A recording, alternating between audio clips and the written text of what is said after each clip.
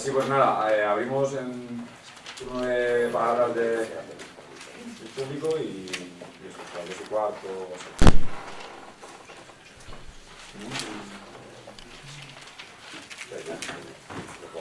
Vale, abrir el hielo para romper el fuego. Bueno, gracias en primer lugar a los cuatro, ha sido una mesa magnífica. Yo tendría preguntas para los cuatro, muchas además, pero no quiero abusar del uso de la palabra y por eso solo me voy a concentrar en hacerle una pregunta a Pachi. Si puede contestar el coautor del libro estaría muy bien, pero tiene que ver, me ha parecido magnífica la explicación que has dado en general, pero muy en particular la explicación de algo que puede sorprender, y es efectivamente que un libro como el Apocalipsis es incluido en el canon, como tú muy bien has dicho, alrededor del año 380, es decir, digamos después del año 313, en un contexto de cristianización del Imperio Romano, ¿no? Y eso es muy curioso, efectivamente, por el carácter antirromano del texto, no solo en su texto propiamente dicho, sino también en su planteamiento, porque has explicado muy bien que efectivamente son comunidades contraculturales, apartadas, después de la destrucción del templo, ¿no? Entonces esto, claro, se explica por lo que muy bien has dicho, de que es un libro de batalla, cuyo referente polémico puede ir variando y que por lo tanto el imperio lo adopta como un instrumento de control, ¿no? Yo quería hacer notar lo que a mí me parece algo así como el efecto colateral peligroso de este cambio de perspectiva por parte del uso político del Apocalipsis, que es, lo voy a decir muy rápidamente, el antisemitismo. En el sentido de que se ve muy bien en el canto sexto, por ejemplo, del Paraíso, de la Divina Comedia, cómo la destrucción del templo a manos de Tito es considerada como esa venganza de la venganza del pecado antiguo, es decir, el castigo a los judíos como inspiradores, por así decirlo, de la muerte de Cristo a manos de esos mismos romanos que habían sido los brazos ejecutores de esa muerte de Cristo, ¿no? Entonces, digamos que el precio que hay que pagar de algún modo por esta nueva redistribución de los circuitos de alianzas y polémicos son 2000 años, bueno, 1700 años de antisemitismo en virtud del deicidio. Me gustaría saber si, es un poco a brocha gorda esta interpretación, pero me gustaría saber si estás de acuerdo. ¿Hablo así? Sí, Valerio, vamos a ver. Es cierto que el Apocalipsis no solo fue un texto problemático hasta su inclusión en el canon, sino después ha sido posiblemente el texto más debatido ya desde el principio. Es más, con una, por otra parte, disputa episcopal interesante, que da cuenta, por otra parte, de la extraordinaria difusión que tuvo en muy pocos años el Apocalipsis. Ireneo de Lyon tenía una copia del Apocalipsis. Es decir, se disponía de copias en todo el área del imperio, y mientras alguno no solo mantenía su canonicidad en un momento en el que el concepto canon es inestable todavía, otros acusaban directamente de ser un texto corruptor y hereje, o sea, un texto no de un Juan de Patmos, sino de un hereje adversario de Juan el Evangelista. Bueno, es una historia que no deja de ser interesante. Pero lo que es interesante es lo que dices. El Apocalipsis no es un texto antisemita. Es el texto de un judío. Es un texto de un judío que además intenta probar que él es el verdadero judío, y que el judío verdadero es el que cree en el advenimiento del Mesías en la persona de Jesucristo. Las dos veces que aparece la palabra judíos para ser condenados, con epítetos estos que agradaban al escritor de Apocalipsis y que agradan al traductor también, sinagoga de Satanás y cosas de este tipo, siempre son dirigidos no a los judíos, sino a aquellos que se dicen judíos sin serlo. Es decir, siempre hay impostura en aquellos que se dicen apóstoles y no se lo son, que se dicen judíos y no lo son, etcétera, etcétera. Hay otros textos, concretamente el Evangelio de Juan, que sí, digamos, puede verse en ellos un antisemitismo sin matices, que por motivos históricos es perfectamente desvelable. Es claro a estas alturas de la película que la comunidad de Juan fue una comunidad expulsada del judaísmo. Y la reacción del escritor de Juan es efectivamente una reacción que, leyéndola con pocos matices, puede parecer antisemita. La construcción del antisemitismo público a partir de que, por decirlo en estos términos tan actuales, Rasquiamos y Podemos, que manejamos ahora, cuando el cristianismo se convierte en hegemonía en el imperio, resulta que el antisemitismo resto y redento, o sea, el judío resto y redento, aparece como el enemigo, se perfila además como el enemigo de nuevo. O sea, resulta curioso, ¿no? Que es alguien alguien, digamos, que a lo largo, como dices tú, de 1700 años, hay que multiplicar su maldad para hacer creíble su escasa capacidad de destrucción. Tiene que ser doblada con una enorme capacidad de penetración y de corrupción, porque claro, es como si te dice alguien que el mundo lo van a destruir los 7 bantúes que quedan, y dices, pues mire, no, o sea, entonces, es decir, pero ahí efectivamente se transforma el mito, y el Apocalipsis, que siempre es un libro de guerra, se perfila de nuevo para adaptarse a las nuevas situaciones. Es cierto que su estatuto es problemático en el momento, digamos, de la misión, y precisamente en ese momento hubo debates, lo sabes, importantísimos, tanto en el área bizantina como en el área occidental, precisamente, digamos, por la austeridad antirromana del Apocalipsis. No hace falta ser muy listo para ver quién es la puta, las 7 colinas, etcétera, etcétera, etcétera, independientemente de que el nombre es Babilonia.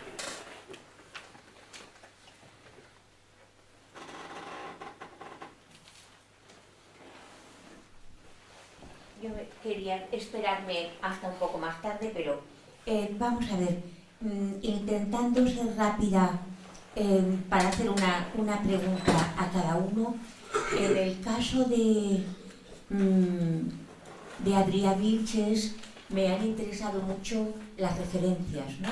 Todo el elemento, por ejemplo, de Derrida en relación a la hospitalidad, también el elemento de dar lugar al acontecer de la diferencia.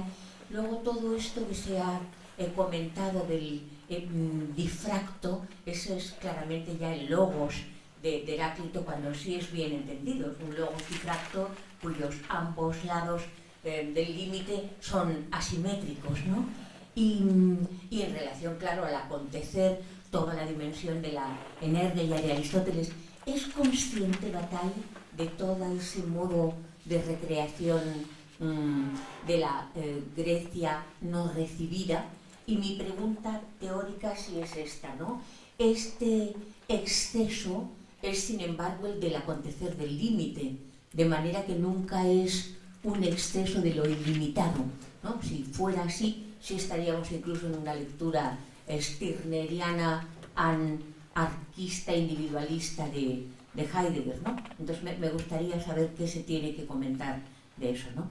En relación a todo, a la excelente intervención de Marcela Vélez, me preocupa mucho por qué se tarda en elaborar, o a lo mejor es una sensación mía, pero volví a tenerla en su ponencia, por parte de la Escuela de Frankfurt, sobre todo la noción que para nosotros hoy es tan clara en relación al capitalismo ilimitado de consumo y de ocio y de entretenimiento, y es la de las sociedades abiertas de control.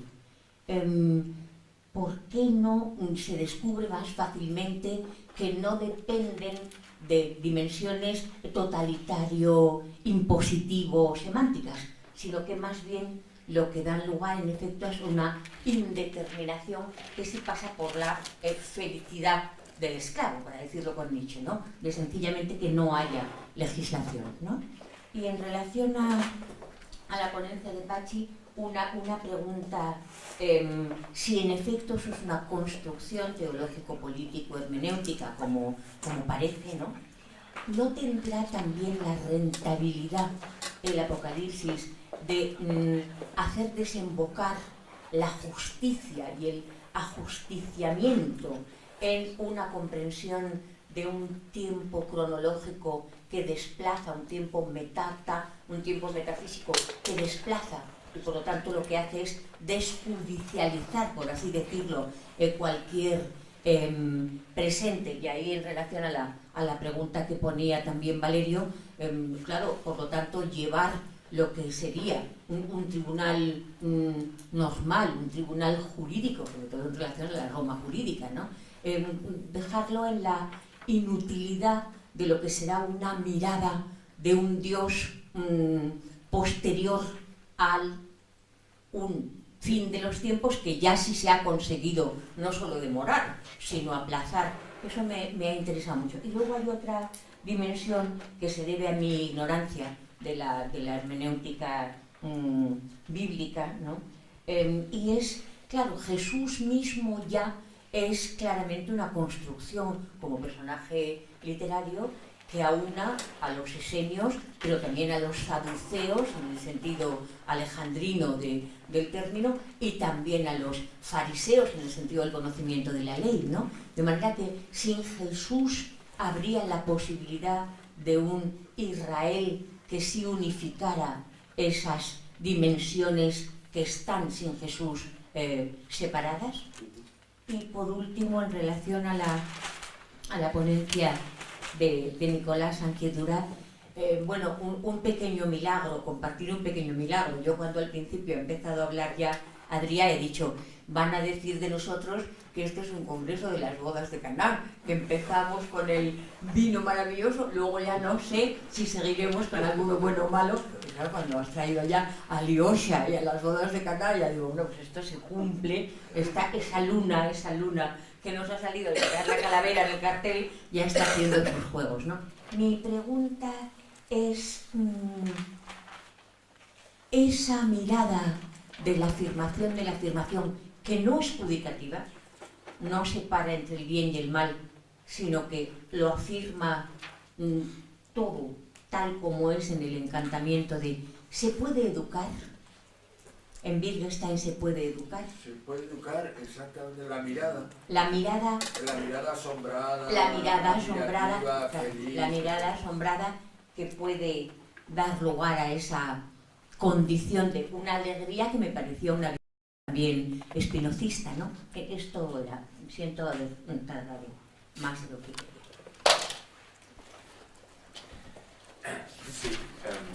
Sí, a veces puede parecer en efecto que cuando se habla de lo excesivo desde Bataille puede parecer que estemos hablando de lo ilimitado, pero sin duda yo, además cada vez más, pues me gusta o creo que se debe interpretar precisamente como un límite que por ser límite no es limitado, le otorga medida. De hecho, ahí está un poco la función de este conjunto sagrado que funda la comunidad de alguna manera desde este ámbito desmesurado, desde lo excesivo, que otorga medida y que nos rescata la posibilidad de siempre abrir nuevos inicios, incluso de volver al pasado de alguna manera y recuperar pues estos muertos, ¿no? Bien, entonces, claro, la figura de la hospitalidad a mí me da muy bien para pensar este lugar en cuanto a apertura de lugar. De hecho, Derrida, cuando habla de hospitalidad, no se está refiriendo a alguien que abre una puerta y entonces recibe a este otro y yo, ¿qué tal? No, es decir, la hospitalidad es precisamente esa puerta abierta. No hay una casa, en la cual no hay una identidad, no hay un interés propio individual, no hay un límite individual, estamos hablando, en el cual tú te ofreces. Esto sería un vínculo, digamos, superpuesto. Nos está hablando de un vínculo más profundo, que es precisamente aquel que no pregunta, que no le pregunta quién eres. Que de alguna manera esto ya sería entrar como en la lógica de la causalidad, de algún modo, y bueno, en fin, que realmente la hospitalidad que nos describe Bataille es aquella pues, que se ofrece al otro en una fuera, en un ámbito excesivo que es el de la comunidad. Es decir, tampoco no es la ausencia de límites, esto es importante para Bataille, es decir, la ausencia de límites es lo animal, y no estamos en el ámbito del animal, sino en el ámbito de la transgresión de la prohibición, es la apertura, por tanto no me ofrezco al otro y ala, y ya está, y desaparezco, no, es decir, lo que estoy procediendo yo es a abrirme a mí mismo. Es este momento de interrupción donde se da ahí la cuestión. Bueno. Creo que funciona. Bueno, ¿me escuchas? Sí. Muchas gracias, Teresa, por la pregunta. Pues la verdad es que no podría darte una respuesta, no sabría qué responderte de manera clara, porque bueno, la Escuela de Frankfurt en general creo que sería un ámbito muy amplio respecto a Adorno. ¿Por qué tardó tanto en darse cuenta de esa sociedad o en encontrar esa salida de la sociedad de control? Lo puedo entender como si en una dialéctica de la Ilustración hacen una primera denuncia, cómo se da el camino o por qué se tarda tanto hasta llegar a la dialéctica negativa en la que, digamos, visto muy simplistamente, cómo es de largo ese camino desde un momento de denuncia hasta un momento de una solución afirmativa. No sé si es por una dificultad del lenguaje, como el propio Adorno declara en la dialéctica negativa, siendo coherente con esa propia forma de hacer filosofía. No sé si puede ser también por una cuestión de vivencia histórica, cosa que también es coherente con su propia filosofía, es decir, cómo salir de una sociedad del control desde la sociedad del control, no buscando algo desde fuera, sino desde dentro, ¿no? Entonces, ¿cuál fue la razón? Una razón concreta, no te sabría dar una respuesta. Lo que sí creo que en ese sentido es importante tener en cuenta que, aunque no se dé una salida definitiva, siempre hay, desde el momento al menos en que empiezan a colaborar Adorno y Horkheimer en la dialéctica de la Ilustración, en su exilio en los Estados Unidos, siempre hay un intento de buscar una respuesta, siempre hay un intento de buscar una salida a la dominación. Que después se halle o no se halle ya es una cuestión interpretativa, pero desde ese momento siempre hay un intento. Entonces creo que en este sentido sería quizá lo más importante tener en cuenta en relación con tu pregunta.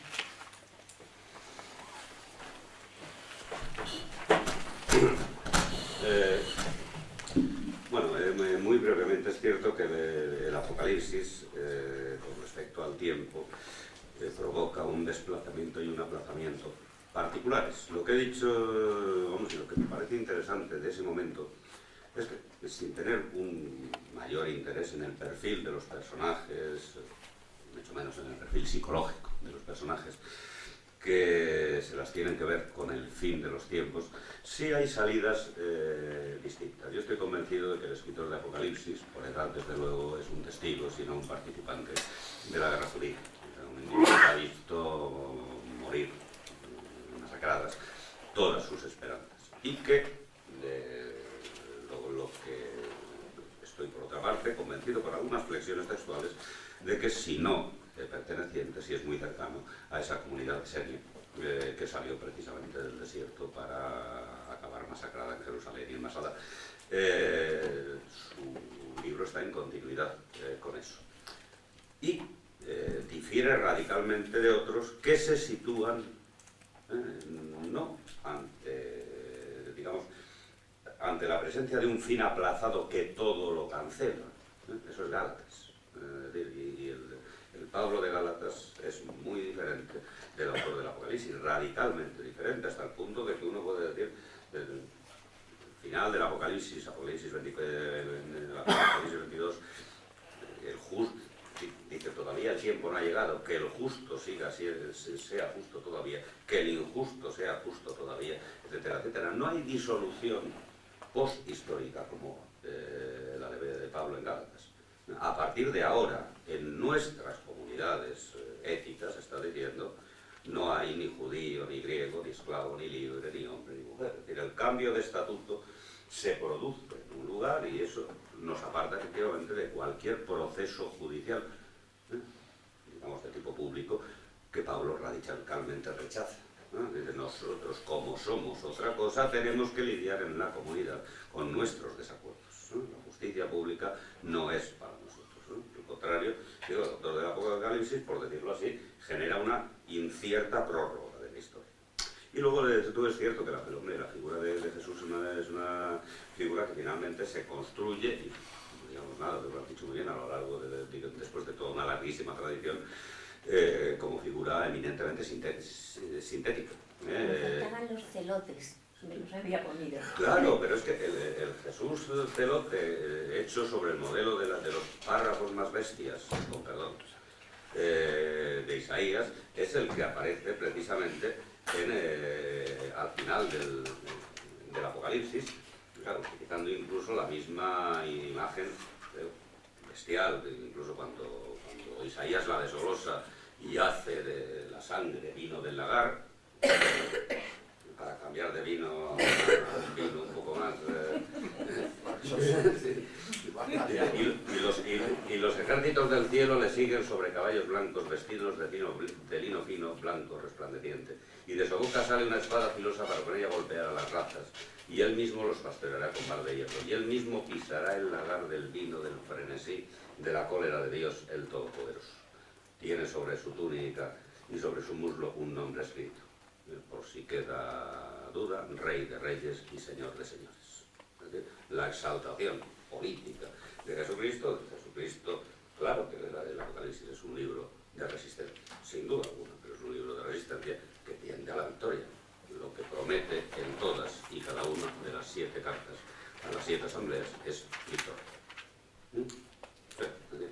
Está atravesado por una terminología teológico-política que indica cuál es su lugar de lectura y cuál ha sido, cuando uno entra en el pórtico de la gloria de Santiago de Compostela o en cualquier otro, y lo primero que se siente es juzgado con la procesión de condenados, famélicos, no sé si embragados, pero sí mala pinta tienen, y luego en la que estamos los demás, los que pasamos por el lado correcto de la puerta. Para contestar, tengo mañana textual. Un texto de Vides que conoce, yo creo que muy poca gente, y que contesta directamente remitiendo a su experiencia personal. Dice así: podría decir de un cuadro de Picasso, yo cuando vi la palabra Picasso en vídeos de mire, no creo que se refiera nunca más a él. Podría decir de un cuadro de Picasso que no lo veo como algo humano, o de otros muchos.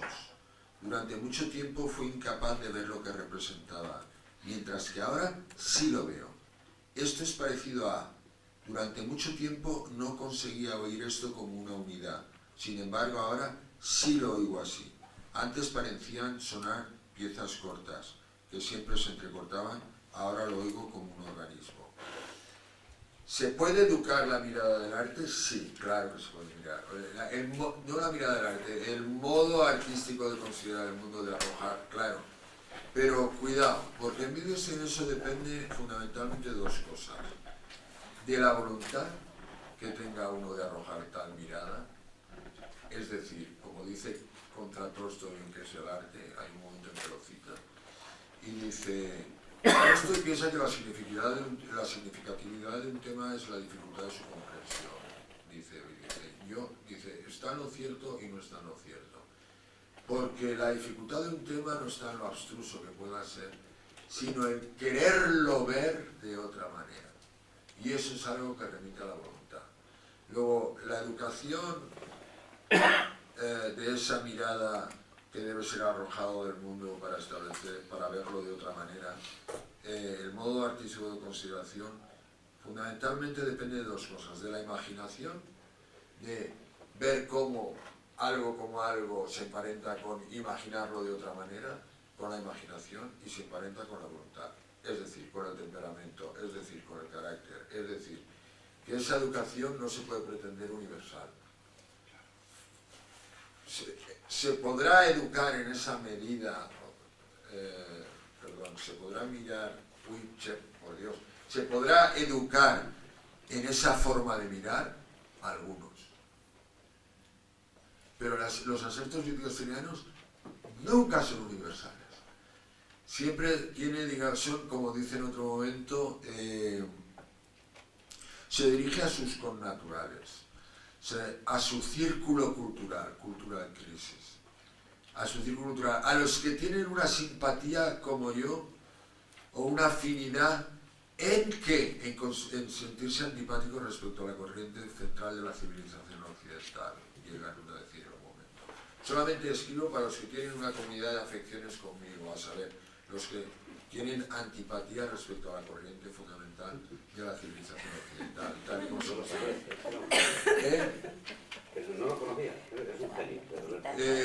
Es la introducción a un libro nunca publicado, el prólogo a un libro no publicado, que era las Philosophische Bemerkungen, las observaciones filosóficas. En la edición española hay una errata a cometer una barbaridad porque dicen que es el prólogo no publicado de las investigaciones filosóficas, pero no es así, no son las investigaciones. Bueno, sea como fuere. Yo escribo no para todos, sino para mis compatriotas en un sentido más allá del sentido político de patria.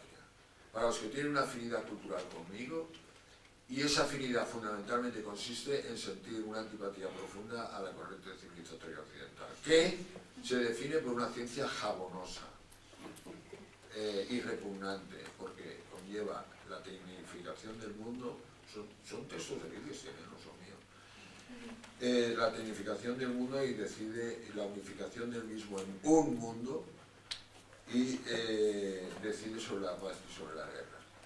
Bien, escribe para esos, y entonces podríamos decir, ¿se puede educar esa mirada? Se puede educar esa mirada en la forma en que, ya por fuera de lo que diría Wittgenstein, uno tiene oído para la música, o tiene paleta, dicen los pintores, ¿no? Ese término indefinible, los pintores dicen, sí, ese tiene mucha paleta. Tapies no tenía paleta, Matisse tenía paleta. Hay unos que tienen paleta y otros que no tienen paleta. Hay unos que tienen oído y otros que no tienen oído, ¿no? Hay unos que son capaces de ver un cuadro de Picasso como algo humano o tener que aprender a verlo como algo humano. Por lo tanto, la educación de la mirada existe, pero insisto, el fundamento es la imaginación y la voluntad.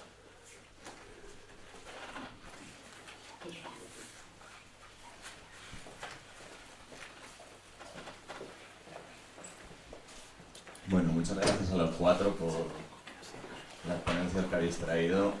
No me equivocaba cuando sabía que esta mesa iba a resultar brillante y así ha sido. Bien, voy a intentar ser breve y hacer preguntas muy concisas. A Adrià quería preguntarle cómo considerar esta ruptura bateileana del mundo de la sangre y de los lazos dados con respecto de los pasados que precisamente se hayan constreñidos o contenidos en estos mundos de la producción. Porque, bueno, nunca es un todo o nada, no sé, quiero decir, en las sociedades nunca es una sociedad de la producción absoluta, sino que puede haber dimensiones de sacralidad soterrada. Entonces, ¿cuál es la relación? Pues cuando se habla de trascendencia parece que hay de ruptura, de esa ruptura de la soberanía, parece que tiene un cierto carácter trascendente, ¿no? Progresivo. Ya Teresa te había preguntado un poco en torno a esto y habías dado alguna clave, pero quisiera que ahondaras un poquito más, ¿no? ¿Cuál es la relación con los pasados, en tanto pasados no dichos y futuros posibles, por tanto, en relación a este punto? A Pachi querría preguntarle que bajo qué carácter el propio supuesto autor Juan de Pasmos comprende el carácter revelatorio de las imágenes o de las visiones que se narran en el Apocalipsis, o qué legitima en estas propias imágenes, en el carácter de esta propia visión, que esta condición de revelación. O sea, quiero decir, ¿por qué bien su autor o por qué las mismas visiones se muestran con ese carácter revelatorio? Y por último, bueno, querría preguntarle a Nicolás si cuando Wittgenstein estaba diciendo, con mucho tino bajo mi punto de vista, que hay que experimentar la totalidad con el espíritu adecuado y que por lo tanto la cuestión se halla en relación plenamente al sentido. ¿En qué medida ello depende de la subjetividad? Porque esta subjetividad, por contra, tiene que hallarse o tiene que introducirse en una esfera de sentido que o bien le precede y por ello es posible que entre, o bien acontece y se abre cuando un suceso de carácter simbólico, como el milagro, tiene lugar. Empiezo primero porque es muy breve. Cuando habla de totalidad, habla de la totalidad de la vida del que ha hecho el gesto. la totalidad, la biografía, la identidad personal del que ha hecho el gesto, no la totalidad irrestricta, ¿no? Es decir, se está refiriendo a la totalidad, y si tú me dices en qué forma la incardinación del gesto para considerarlo significativo tiene que remitir a una estructura de sentido previa. Pero una estructura de sentido biográfica, es decir, a la persona que hace el gesto, no el sentido general, sino, no sé si recuerdas la cita, ¿no? Es como si debiéramos de conocerlo de antemano. Entonces está remitiendo a la personalidad de Jesús, tal y como se muestra en ese constructo por el cual del cual hablaba antes Teresa, ¿no? Entonces, no comprendo muy bien tu pregunta, es decir, ¿cómo?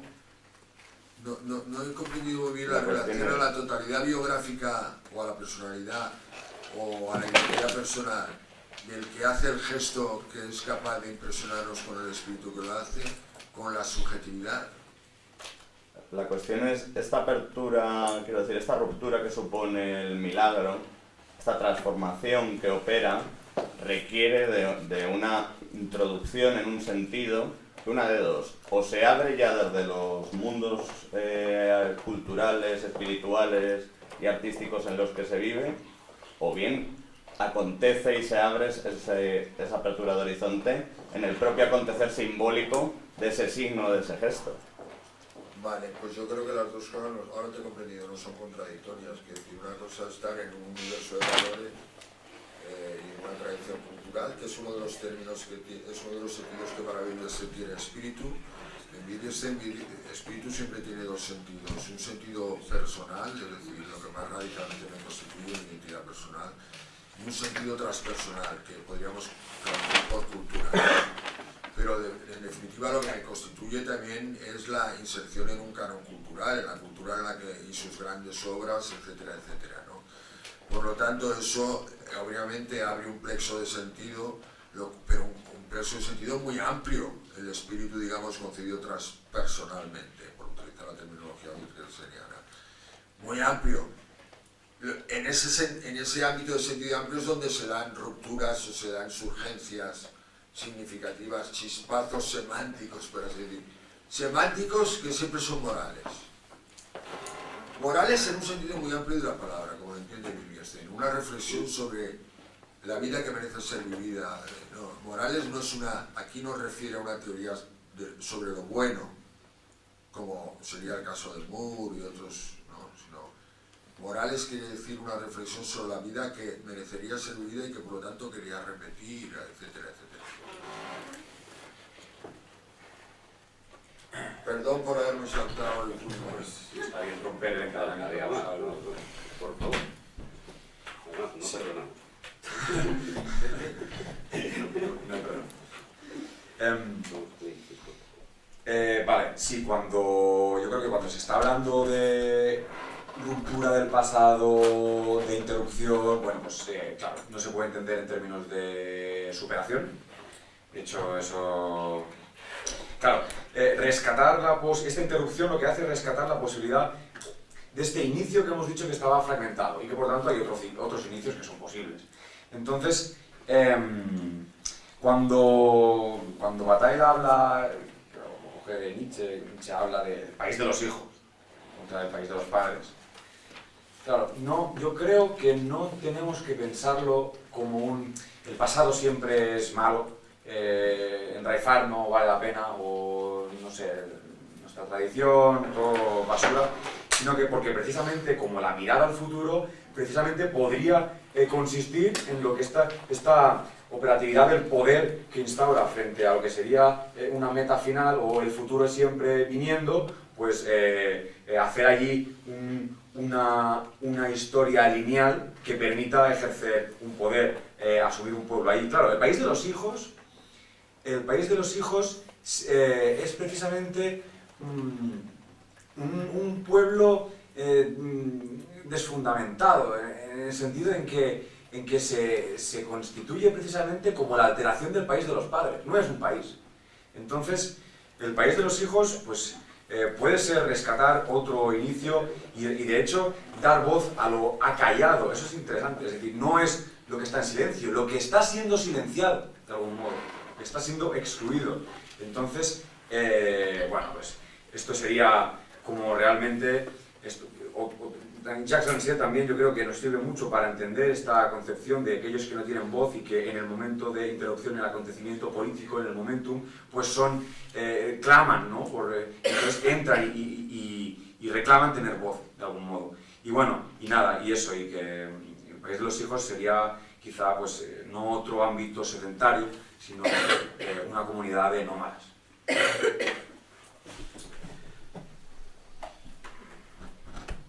Bueno, voy a ser también breve porque tu pregunta, Nacho, es importante y por eso no voy a contestarla extensamente.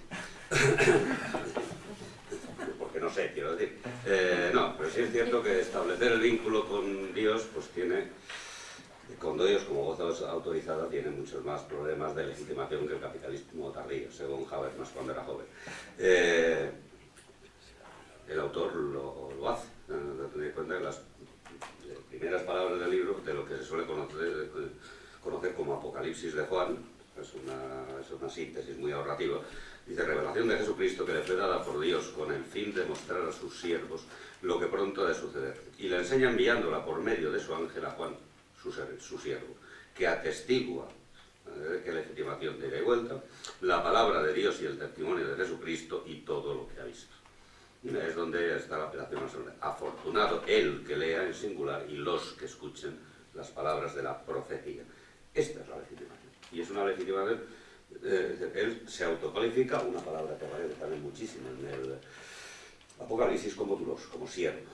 La figura del siervo de Dios, es decir, en 3 o 4 ocasiones se puede traducir y se debe traducir como esclavo. Pero la figura del siervo de Dios es la figura del profeta del Antiguo Testamento. Él califica su palabra como palabra de profecía, se asocia a la tradición legitimadora de la profecía, pero como en todo, seguramente sí hay que hacer caso Smith, en este caso todo texto político es un texto polémico y este lo es, se afirma como profeta frente al apostolado de la sucesión ininterrumpida a partir de la sucesión de Jesucristo y frente al sacerdocio. Es decir, lo que hace es vincularse a la vieja tradición de la que también copia el estilo. Vamos a ver, copia el estilo bautizando, es decir, no hay apocalíptica antes del Apocalipsis. O sea, cuando textos como Ezequiel, Daniel, se reconocen como apocalípticos es por efecto del Apocalipsis. Pero se asocia esa tradición de la que toman las imágenes. Por decirlo rápidamente, el libro que más cita, que más saca del Antiguo Testamento es el Apocalipsis.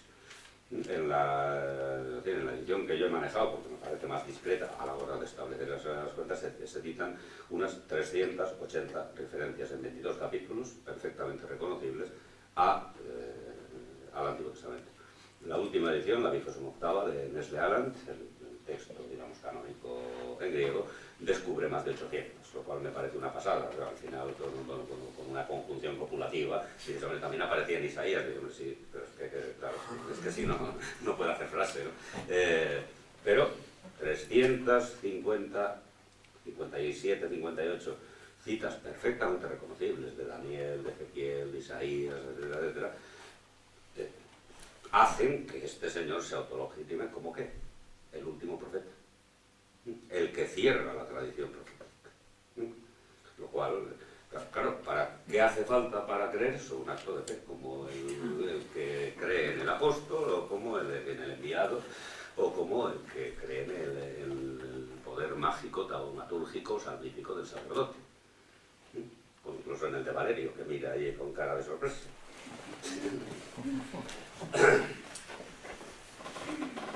Bueno, pues vamos a dar por finalizada, sí, esta mesa. Muchísimas gracias a todos, a los ponentes en especial por sus brillantísimas intervenciones, también al público asistente. Vamos ahora a comer, no sé dónde, nos van a guiar. Y luego nos vemos otra vez aquí a las... Nos pastorea con Bardella. Muy bien, pues vamos a hacer entonces un A las sí. 4 no va a dar tiempo. Son las 2:25. y volvemos a las 4, luego comer, picar lo que cada uno pueda. La primera mesa no merece mucho la pena. Claro, volvemos a las 4, ¿no? Ya. A las 4.